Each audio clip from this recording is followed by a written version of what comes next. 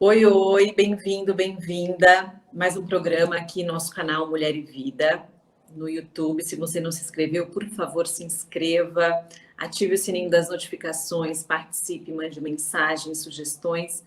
Sua participação é muito importante. Hoje vamos falar da saúde da mente, viver bem e fazer o bem. Vamos alimentar a alma com o Dr. Guilherme Takassi, que gentilmente aceitou nosso convite para falar deste assunto. Oi, ele já está aqui, Dr. Guilherme Takassi, muito obrigada. Olá, Jô, eu que agradeço, super feliz com o convite. E é sempre assim um prazer mesmo falar sobre tudo isso relacionado à saúde da mente, né? Essa estrutura para você se fazer o bem e, consequentemente, fazer o bem para o mundo também, porque eu acho que isso é, sem dúvida nenhuma, algo que transforma a vida das pessoas. Perfeito. E aí, assim, o Instagram dele já está aqui, você que não conhece vai entrar e vai se encantar. Nos faz pensar muito, a gente vai tentar abordar alguns temas que ele fala e tentar fazer assim como fazer na prática, né? Porque a gente lê, a gente assimila, fica pensando ele publica um negócio lá, a gente fica com aquilo na cabeça por semanas e vai tentando adequar. Aí eu queria começar, doutor Takassi, com esse momento que a gente está vivendo de internet, de rede social, onde a grama do vizinho é sempre mais verde, onde o fulano é feliz e por que eu não estou? São tantos milagres na rede social, pessoas que não têm informação alguma e de repente viram profissionais nos dando dicas e dizendo que a gente tem que tomar o chá milagroso para dormir, o chá milagroso para ter disposição. É muita informação para a gente ser perfeito e feliz. E, na verdade, não é isso que acontece, né? Dá até uma preguiça, vamos falar assim, né? A gente tem que ser uma esponjinha e ter os profissionais corretos para seguir, porque a rede social também tem um lado super positivo, tanto que estamos aqui juntos, Sem né? dúvida. Aí, como é que a gente define isso? Essa questão de ter que mostrar para o outro que a gente está feliz, que a gente comprou isso, que a gente tem isso, que a gente toma esse remédio manipulado, que a gente vai no médico tal. Ai, É, como é que a gente começa?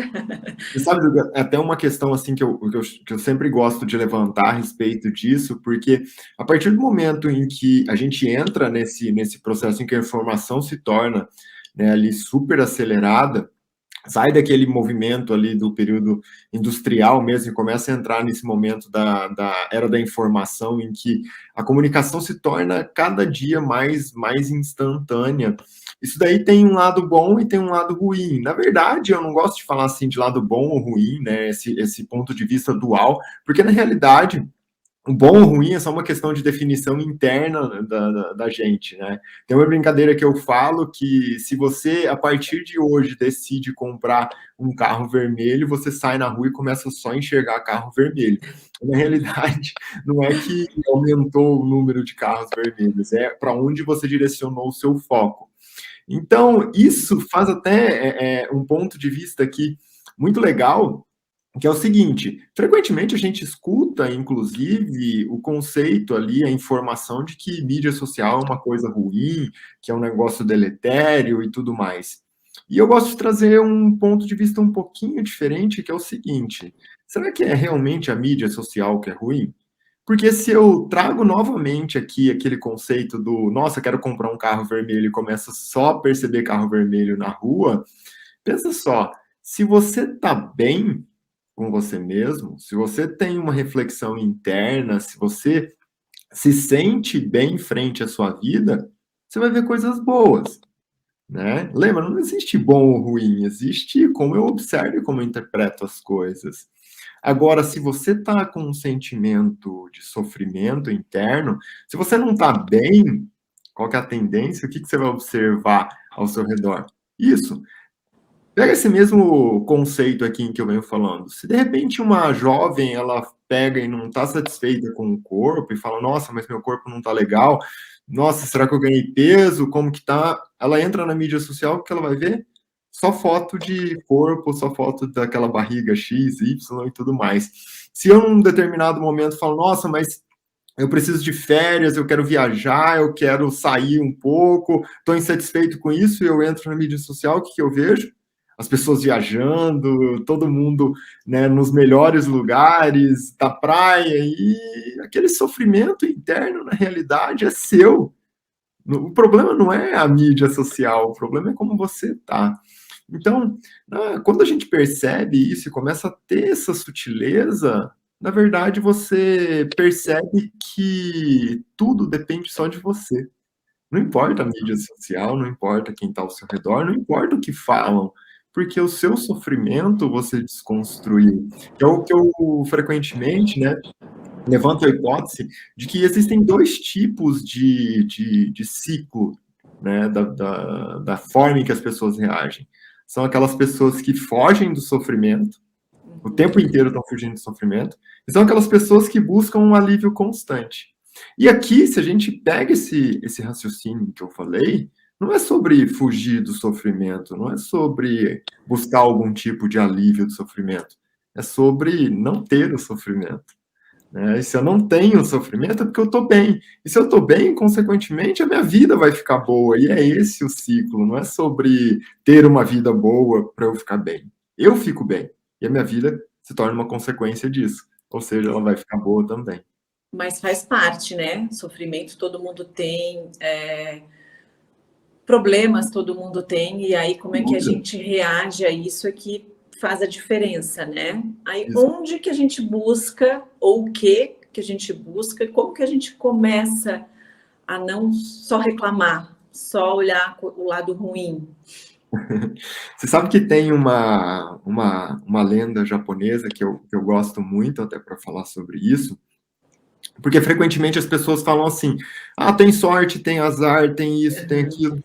Olha só que interessante, essa lenda japonesa ela fala assim: tinha um pai e um filho em que eles estavam conversando, e aí o filho gostava muito de animais, tudo, e gostava muito de cavalo. E aí, por coincidência, naquela semana, no final da semana, ia ter uma apresentação de cavalos. E aí o filho chegou pro pai: nossa, pai, eu quero ir, a criança falando pro pai, o pai falou: tudo bem, então vamos. Nós vamos lá no final de semana na apresentação dos cavalos, tal. E aí eles foram. E aí eles chegaram lá, tinha um vizinho deles, eles ficaram os três juntos, e a criança ficou fascinada, assim, com a apresentação de cavalos, falou: pai, eu quero ir lá, eu vou conversar com as pessoas que conduziram o espetáculo. E aí eles chegaram, tal, as pessoas perceberam o quanto a criança tinha ficado fascinada, e aí o que aconteceu? No final ele ganhou um filhotinho, um potrinho, um filhotinho de cavalo. E no momento em que ele ganhou o filhotinho de cavalo, o vizinho falou para o pai da criança: nossa, seu filho gosta muito de animais, veio aqui, gosta de cavalo. E aí ganhou um potrinho de presente, ele tem muita sorte. E aí o pai falou: pode ser sorte ou pode ser azar. Na outra semana ele estava lá brincando com o cavalinho e tal. O que aconteceu? Caiu e quebrou o braço. E aí o mesmo vizinho falou assim: nossa, seu filho estava brincando, caiu, quebrou o braço, tem azar, né? Uma brincadeira, quebrou o braço. O pai, mais uma vez, pode ser sorte ou pode ser azar. Que é exatamente isso. Como que a gente olha e percebe a vida, né? E essa percepção é um negócio que é bem interessante, que assim, existe uma diferença muito grande entre dor e sofrimento, né? Qual que é a diferença aqui? Pensa só o seguinte: se eu conversar com uma criança e falar para ela: ó, não coloca o dedo na tomada, porque colocar o dedo na tomada você vai se machucar, é um negócio que não é legal. Não adianta, não adianta. O que realmente resolve? É quando a criança vai lá, coloca o dedo na tomada e aí ela percebe que aquilo é um negócio que não é legal. Ou seja, ela tirou um aprendizado. O aprendizado de que, ao colocar o dedo na tomada, aquilo machuca, né? Então ela sentiu a dor. Só que o que ela fez? Ela tirou um aprendizado. Aqui vem uma diferença muito grande entre dor e sofrimento. Por quê? Dor é isso. Eu coloquei o dedo na tomada, machuquei, dedinho lá e aprendi. A palavra aqui é aprendizado, né? Inclusive, me desenvolvi como pessoa. Agora, se por outro lado eu coloco o dedo na tomada, machuco, tiro, só que aí assim que meu dedo começa a melhorar, eu vou lá e coloco o dedo de novo, eu não tirei um aprendizado. Sofrimento é isso, né? Eu me deparo com uma situação dura e isso é normal, são os problemas da vida, né? A gente constantemente, todos os dias, o tempo inteiro, você vai ter problema, e isso é totalmente normal. O que não é normal? Você ficar naquele ciclo do problema em que você nunca tira um aprendizado. Se você não tira um aprendizado, você só entra nesse ciclo do sofrimento, e a consequência é que a sua vida passa a ser isso, um sofrimento constante. Por outro lado, quem tira um aprendizado se desenvolve. E o que é legal? O que é sucesso, felicidade, tudo isso? É algo que se atrai pela nova pessoa que você se torna. Então, o problema é pré-requisito, por incrível que pareça, para você ter sucesso e ser feliz. É incrível, assim. Agora eu queria saber na prática, Uhum. como é que a gente faz para ir pelo caminho do meio? Sem dúvida, né? Isso é uma coisa que não sou eu que estou falando, né? Isso já existe há milhares de anos, para ser mais específico, assim, surge muito com o yoga, principalmente, né? Os grandes mestres do yoga, então Patanjali, o Ashtanga mesmo, que são os 8 passos lá do yoga, já mostram isso de uma maneira bem clara. Qual que é a estratégia aqui para você conseguir ter essa percepção? De maneira clara, assim, conseguir ter essa percepção que você vai enxergar problema na sua vida como algo, como uma fonte de aprendizado, e na realidade você vai enxergar problema como oportunidade para se desenvolver e ter sucesso, construir felicidade, tudo isso. É uma transformação que começa sempre do interno para o externo, e essa transformação do interno para o externo, basicamente, né, a arma aí mais poderosa é a meditação. Essa meditação que hoje, né, nesses últimos 5, 10 anos, tem se tornado algo muito ali, claro que veio junto, que é até um lado bom da mídia social, né, começou a se tornar algo muito evidente. E a meditação, sim, tem aquele conceito lá de você sentar, fechar seus olhos, focar na respiração, que é um negócio muito legal e daria para aprofundar muito nisso. Mas meditação, como o Patanjali traz até dentro dos 8 passos ali, é alguma coisa que é muito mais ampla. Então, começa, né, basicamente assim, você se respeitar, você se amar, que seria os yamas e niyamas que ele fala. Quando você sai dessa percepção de você com você, aí é você respeitar o próximo, você respeitar as pessoas que estão ao seu redor, você conseguir lidar com o meio interpessoal. E aí também vem o conceito de você aprender a respirar, ter uma respiração mais tranquila, posicionar o seu corpo frente ao universo, que são os pranayamas e os asanas, perceber as suas sensações, os seus sentimentos, são os dhyanas, aranas, até você chegar mesmo no topo da árvore, preencher esses 8 passos, isso sim seria meditação. E sem dúvida, todas essas estratégias é o que mais funciona. A gente poderia falar de várias, de programação neurolinguística, de hipnose, tudo isso, performance subconsciente, tudo isso tem influência? Tem. Só que o que é a base? O que realmente está funcionando há 10 mil anos? Meditação. Então, meditação é o pré-requisito para você conseguir começar a enxergar essas coisas. Por quê? Se você não tem essa percepção sutil da vida, vai ser muito difícil você conseguir entrar nesse ciclo de observar problema como oportunidade, de refinar o seu interno e conseguir lidar de uma forma mais leve com todas as adversidades do dia a dia. Perfeito. A gente já falou muito aqui de respiração, de yoga.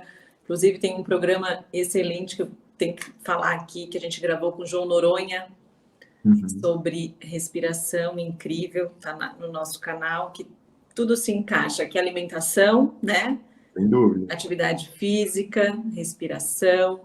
Aí você fala também bastante sobre sentimento, que a gente não pode nunca culpar o outro, deixar o outro responsável pelo que a gente sente, né?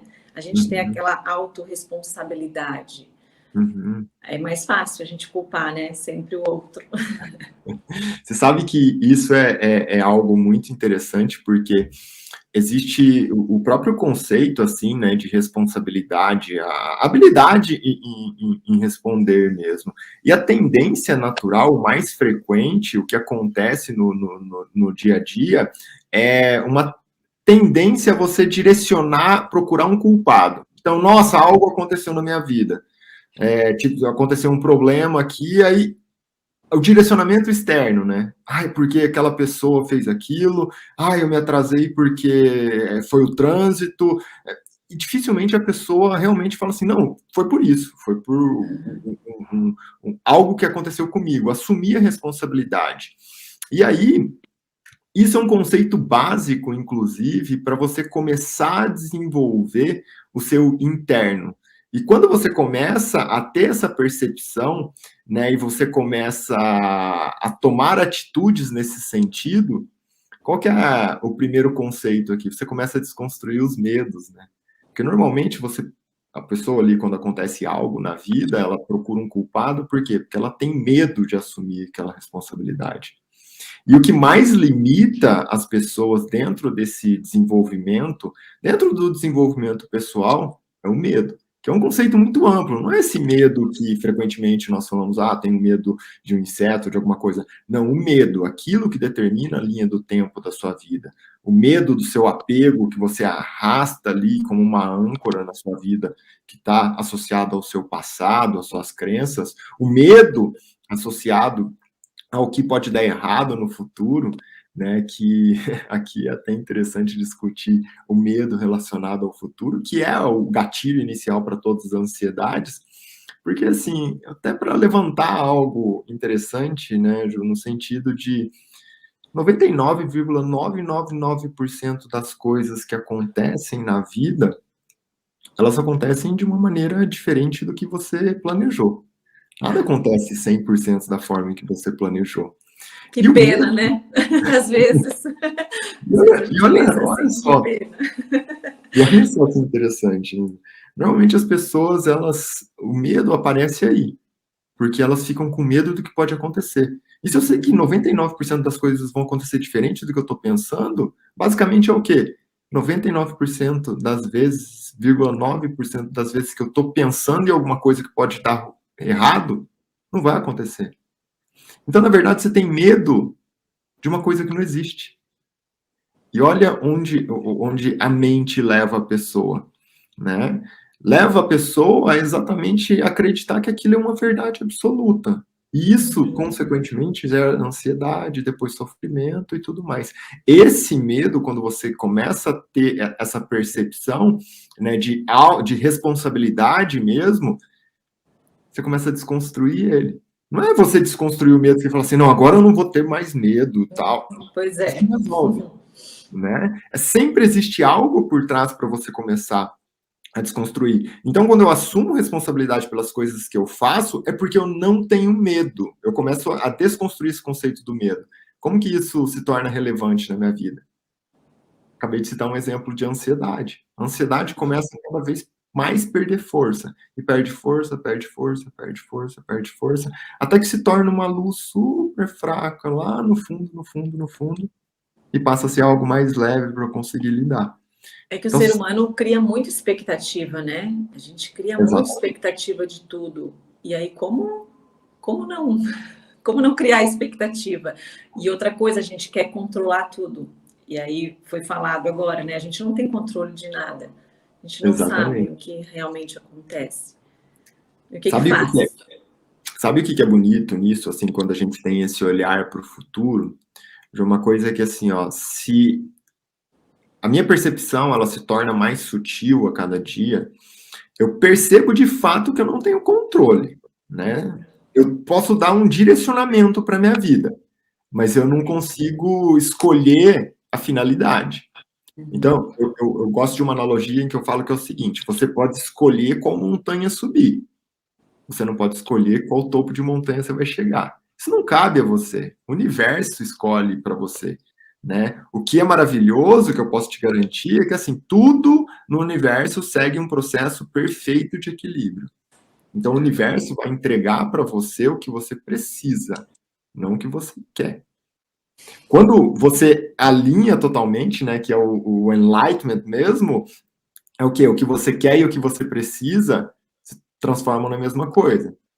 Em relação a esse olhar para o futuro, que é onde surge tanto medo assim nas pessoas, é um ponto aqui bem legal de se entender, é que, beleza, se eu não sou eu que vou escolher o topo da montanha, eu consigo escolher a montanha, você começa a perceber na realidade, de forma prática mesmo, né? O que é o conhecimento prático aqui? É você entender que o futuro, que é onde muitas vezes mora o medo, é só uma consequência do seu presente. Então, coloca a sua energia máxima para fazer o seu melhor no presente. Seu melhor mesmo. Faz ali, se dedica, faz o melhor. Não se preocupa com o futuro, porque se cada momento na sua vida, inclusive, ele é único, esse momento agora, ele é único, passou já, nunca mais vai existir. Se você entende isso e coloca dedicação máxima, faz ali o melhor do melhor, o seu futuro vai ser o melhor. É uma consequência do que você está fazendo agora. Você não precisa se preocupar com o futuro. Se preocupa com o que você faz agora, né? E aí isso começa a trazer uma percepção assim para a vida que é um negócio maravilhoso, né? Porque você começa a se tornar focado nas coisas em que você faz. Porque quanto mais desfocado você tá, pensando no que aconteceu ontem, nossa, porque deveria ter feito diferente, ou feito melhor, ou o que pode acontecer de errado amanhã, a única coisa que você está deixando de fazer é se dedicar ao máximo. E lembra, cada momento é único. Se você deixou de fazer o seu melhor nesse momento, seu futuro vai ser aquém do que ele poderia ser também. Então, é esse pensamento em que a gente tem que se colocar e começar a construir o dia a dia. É incrível, mas é difícil. Vamos combinar. As consequências, né, para isso tudo, assim, quando a gente não está nessa sintonia do aqui e agora, que eu acho que as pessoas têm buscado, né, bastante, assim, até mesmo nessa pandemia, onde a gente conseguiu enxergar um pouquinho mais da gente, ou procurar alternativas. Eu tenho percebido isso até aqui, com as pessoas que eu entrevisto, assim, e é sempre essa direção de tentar procurar e fazer o aqui e agora, o cuidar de si, né? O autocuidado. Mas é muito difícil. E aí eu queria saber do feedback das pessoas, dos seus pacientes. Uhum. A diferença, assim, aumentou na pandemia? Esse momento realmente foi mais explodiu assim essa procura por a gente querer ficar bem, porque espalha para a família inteira, né? É incrível quando a gente está bem, que a Uhum. gente, né, tudo ao redor fica melhor. Sem dúvida. Nesses últimos tempos, né, dentro da pandemia, como eu já vou por um caminho, apesar de ter uma formação tradicional de medicina, eu acabei saindo do tradicional de medicina já há muito tempo.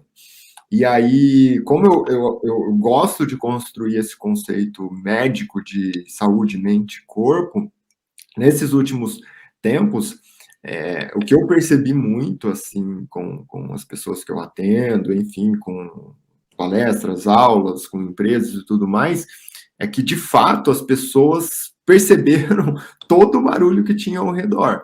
Né? Então, ansiedade, depressão, tudo isso aumentou absurdamente e até mesmo é algo estatístico, não é só na minha amostra de pacientes, né?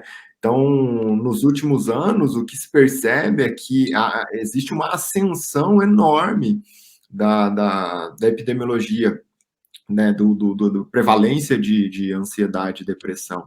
É algo hoje que se aproxima aí de 1 a cada 3 adultos, assim, tem problemas com isso. E dentro do meio ali, no meio das crianças também é algo que está cada dia mais presente, inclusive.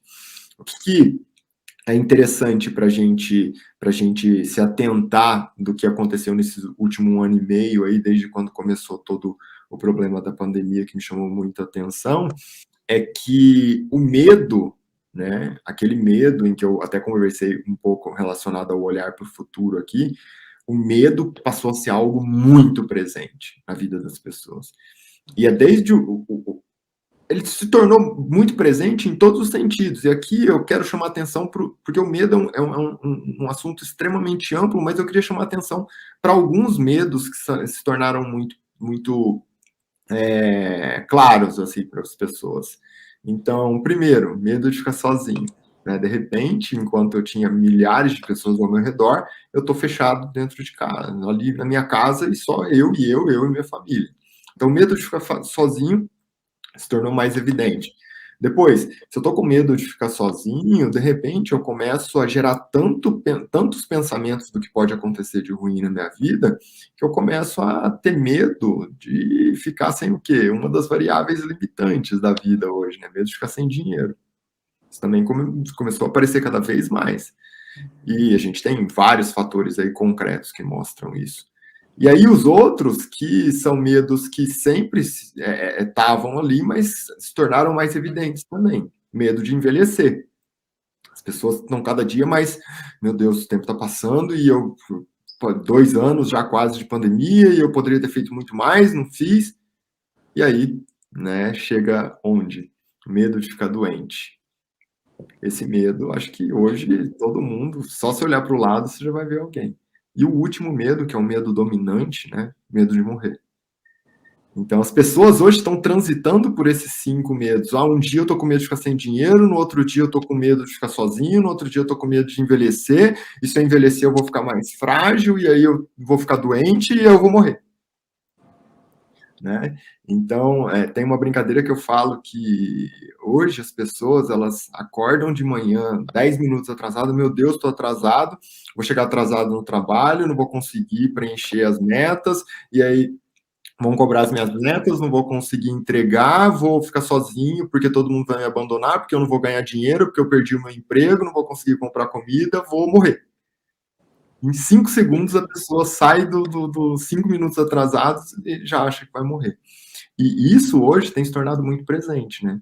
É até interessante, assim, começar a perceber como está o setting mental das pessoas, porque o tempo todo elas transitam entre esses pensamentos do medo. Até, inclusive, chegar ao medo de, nossa, eu vou adoecer, vou pegar alguma coisa e vou morrer.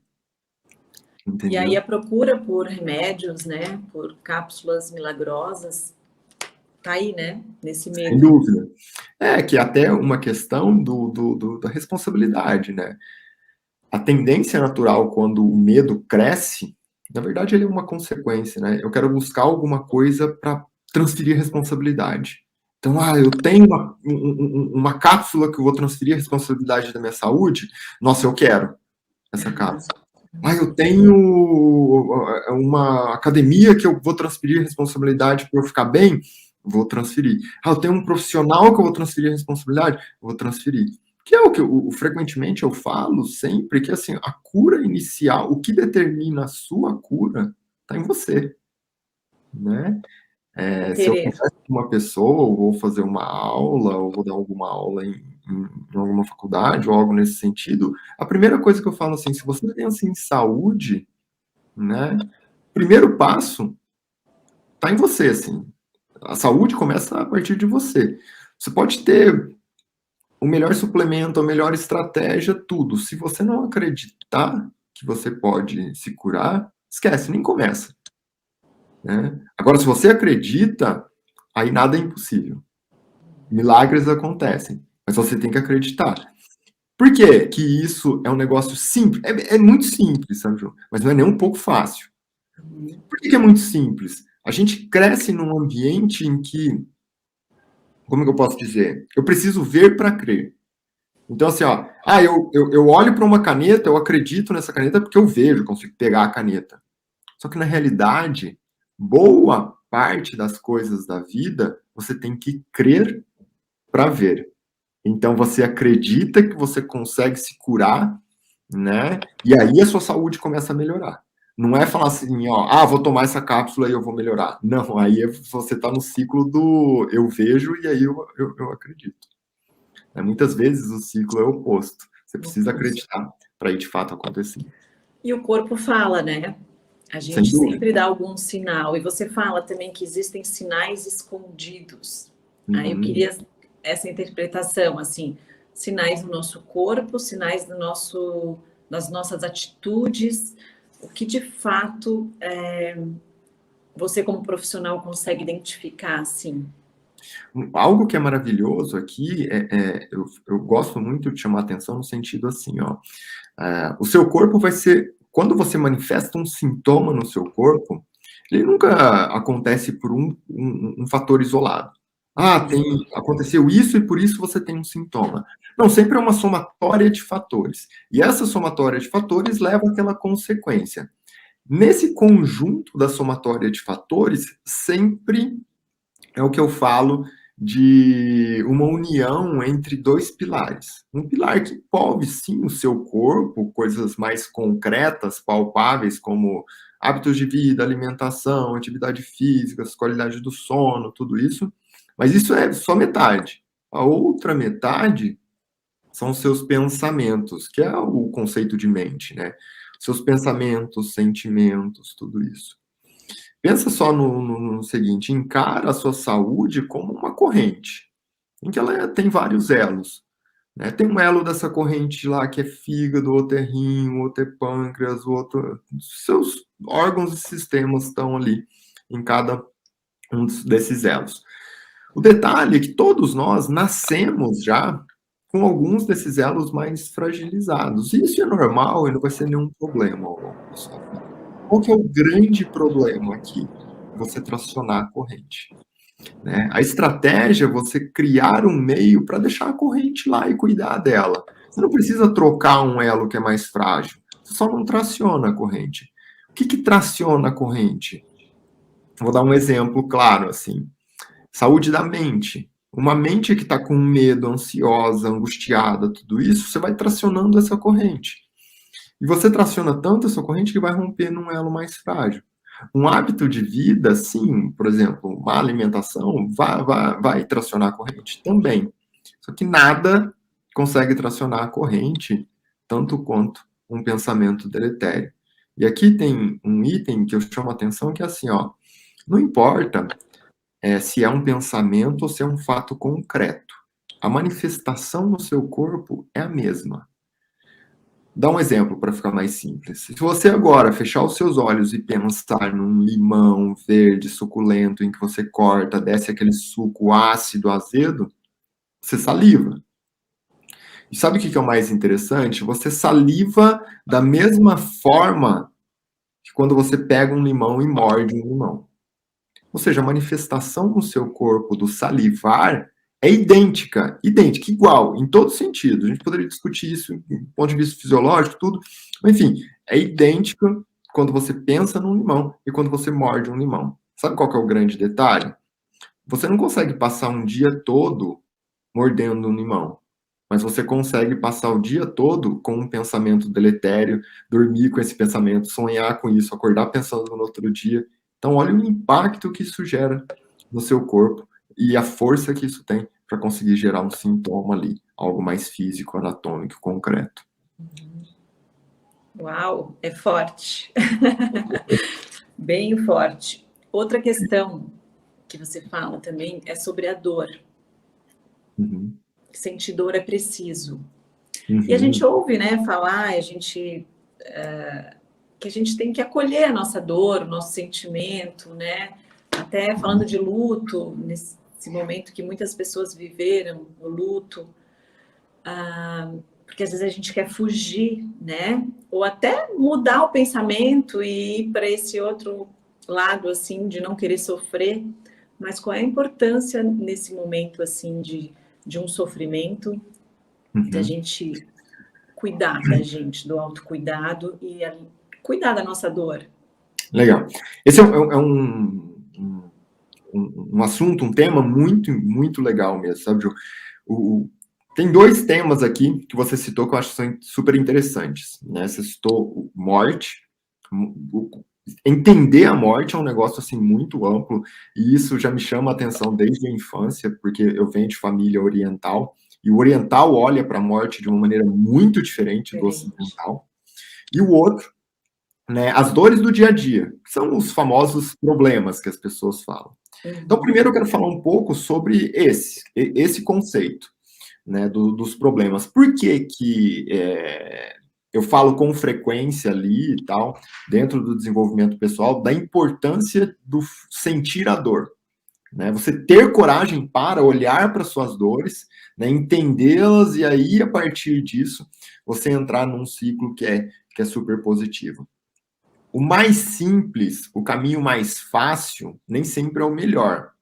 Porque o caminho mais fácil é negação. Eu nego aquele problema, né, que existe até um dos pilares da negação, e isso, depois que se atenta para o dia a dia, que você vai ver o quanto isso é presente no mundo. Um dos pilares da negação é o excesso de ocupação. Sabe aquela pessoa que não quer fazer algo, quer procrastinar algo, e aí ela começa a encontrar milhares de ocupações, assim, porque eu não tenho tempo. Não tenho tempo, começa a ter milhões de coisas para fazer, mas na realidade, lá no fundo, ela sabe que ela não quer fazer algo e por isso que ela quer se ocupar de milhares de outras coisas. Então a negação é o caminho mais fácil. Só que a negação, você se coloca naquela esteirinha dos ratinhos, né? Na corrida dos ratos, em que você nunca sai do lugar. Isso, na realidade, vai te trazer para um ciclo em que você vai terminar triste ou ansioso. E aqui eu vou seguir o raciocínio para isso ficar mais claro. Olha só que interessante.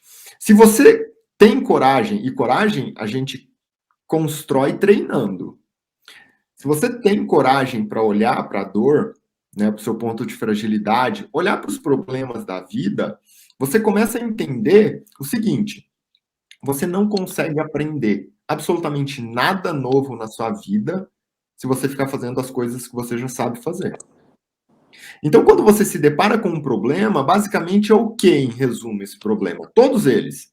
É alguma coisa que você não sabe fazer. É uma habilidade, um skill ali que você precisa adquirir. E quando você tem coragem para olhar, né, e observar aquela situação que é uma fragilidade sua, você consegue começar a aprender algo novo. Aqui que é maravilhoso. Por quê? Quando você aprende algo novo, você se transformou em relação ao que você era antes. O budismo japonês fala de uma coisa muito bonita, que é o seguinte, assim, ó, faça hoje um pouquinho melhor que ontem, amanhã um pouco melhor que hoje. Isso é super famoso, essa frase. É super famosa essa frase, né? O que na realidade significa isso? Você tem que se transformar constantemente. Por que que se transformar constantemente é um negócio essencial? Porque sucesso não é algo que você busca. Felicidade não é algo que você busca. Sucesso e felicidade são dois conceitos, né, do universo em que você atrai pela nova pessoa que você se torna constantemente. Quanto mais você tem coragem para olhar para um problema, mais você tem possibilidade de transformação. Quanto maior a sua transformação, maior o seu sucesso, mais feliz você vai ficar. Então, olha que legal. Quando você cria coragem para olhar para os seus problemas, você naturalmente vai se transformar numa pessoa, vai ser uma pessoa feliz e vai ser uma pessoa com sucesso. Então,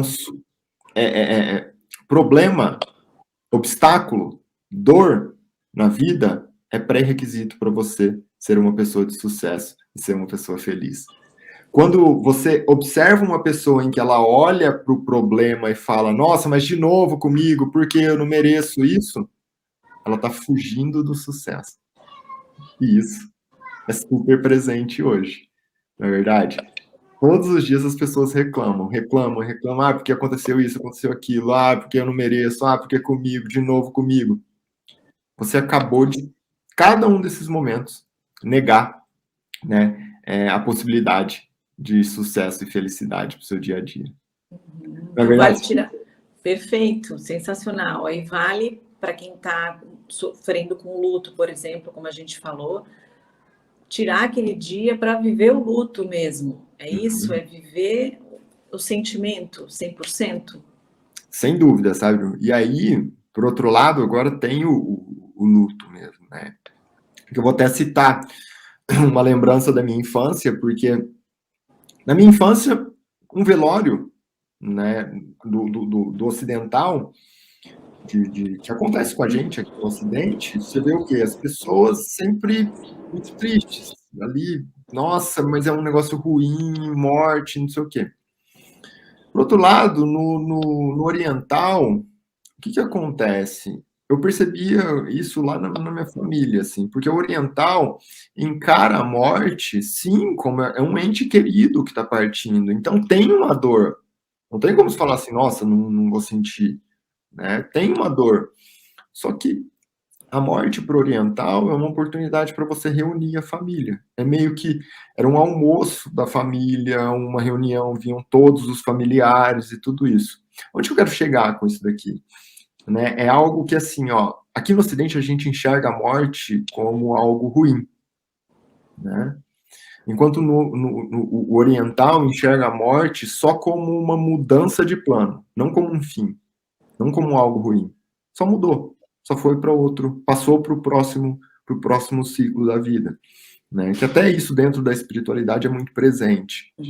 E tem algo que eu gosto de falar muito, que é assim, ó, o ciclo, se a gente para de pensar na vida como um início, que é o nascimento, e um fim, até mesmo o olhar oriental mostra isso de uma maneira muito legal, que se fala que o que a gente encara como início aqui, que é o nascimento, na verdade existe algo antes. E o que a gente encara como fim, que é a morte, existe algo depois. Por isso que é o ciclo da vida, né, que se fala na espiritualidade, que é um ciclo. Se existe algo antes do início e depois do final, esses dois itens, eles se comunicam. Então é um ciclo da vida. E aí, algo que eu acho muito bonito é que a gente tem que encarar a vida nesse plano em que nós estamos, que é um plano concreto, tudo, encarar a vida como uma sequência, né, de olá e até logo. E se tudo funciona num equilíbrio, a gente chega num olá. Quando eu acabei de nascer, é um olá em que eu venho chorando e todo mundo está sorrindo ao meu redor. Né? Minha mãe, meu pai, todo mundo está super feliz e eu chego chorando para esse momento. E a ideia é que eu vou construir tanto coisas boas, tanto do ponto de vista eu, pessoa, como interpessoal, as pessoas que estão ao meu redor e o mundo que está ao meu redor, que um dia eu vou mudar esse ciclo. E aí vai ser o até logo. E esse até logo, né, eu vou gerar um equilíbrio. Então, vou inverter os papéis. O quê?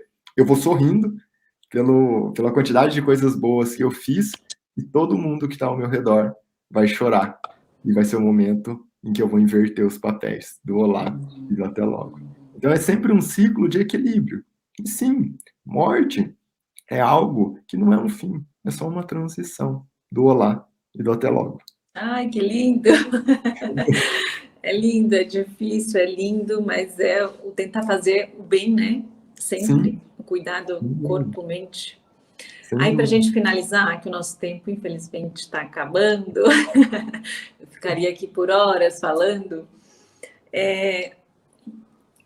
3 dicas ou mais para a gente ter a saúde mente-corpo.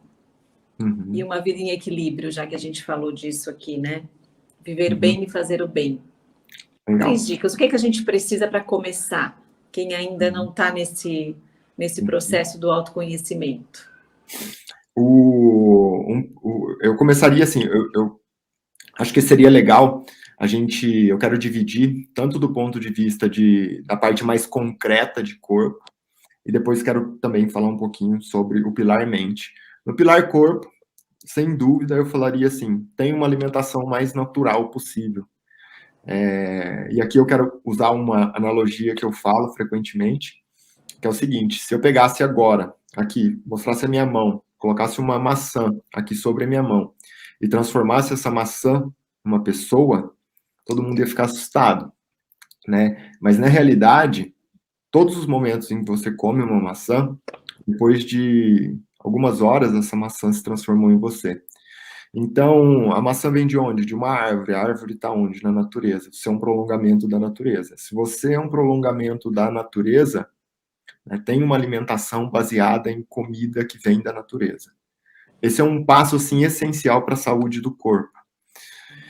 Essa é uma das dicas. Outra dica relacionada a corpo ainda, né? Se movimente. Você não precisa se matar em nenhuma atividade física, mas dê movimento para o seu corpo. O seu corpo é uma estrutura dinâmica. Ele precisa de movimento. Não importa se é uma caminhada, se é uma corrida, se é alguma coisa na academia, não importa, mas movimente-se. Essa é uma outra dica. Agora, em relação ao pilar mente, primeira coisa, né, se ame e se respeite, em todos os sentidos, desde uma alimentação, então, tenha uma boa alimentação para respeitar o seu corpo, né, tenha bons sentimentos com você. Outra dica, respeite as pessoas que estão ao seu redor e o meio, não é porque as pessoas têm um sofrimento enorme e vão falar alguma coisa ruim ou deletéria para você que você precisa responder da mesma forma. Então, essa é uma outra dica. E a terceira dica no pilar da mente, para completar aí as 5 dicas, né, medite. Aprenda a meditar, enfim, conceitos básicos, assim, de sentar, ter o seu momento, fechar os seus olhos, respirar ali de uma maneira tranquila, 5, 10 minutinhos, que isso já vai fazer uma diferença enorme para o seu dia a dia e para você como pessoa, mente, corpo e espírito. Perfeito. Doutor Takassi, muito obrigada. Gratidão. Que bom a gente poder dividir tantas coisas boas, falar de coisas boas, que a gente possa, né, espalhar para todo mundo esse jeito leve de viver a vida, que a gente consiga, né? Não é fácil, mas é possível. Que legal. Eu fico muito, muito feliz mesmo, sabe? Eu acho que o objetivo é esse, né? A gente conseguir caminhar ali em conjunto, a gente só cresce em conjunto, ninguém consegue crescer sozinho. É o que eu falo frequentemente, até outro dia eu estava conversando com a Vi, minha esposa, exatamente sobre isso, sabe? Porque é muito, como a gente observa hoje muitas coisas acontecerem de uma maneira extremamente polarizada, né, é algo em que, até o que eu falei com ela, estava falando com ela, no sentido de a gente não precisa diminuir ninguém, né, para crescer. Pelo contrário, a gente cresce em conjunto. Tem algo até que eu falo quando eu vou discutir sobre o conceito de dinheiro, tal, que o único ciclo que realmente funciona e que quebra o paradigma das pessoas, né, até nesse universo, é o ciclo ganha-ganha. Não existe um ciclo que se perpetue do ganha-perde. Hoje é super frequente a gente ver o quê? As pessoas acreditarem no ciclo que, para eu ganhar, alguém precisa perder. Não, o único ciclo que se perpetua é o ganha-ganha. E baseado nisso, eu acho que realmente assim, a gente tem que crescer junto, fazer coisas boas, e é isso que faz o mundo se transformar. Perfeito. Muito obrigada. Gratidão. Eu que agradeço. Um beijo. Beijo. Tchau, tchau. Obrigada a todos vocês.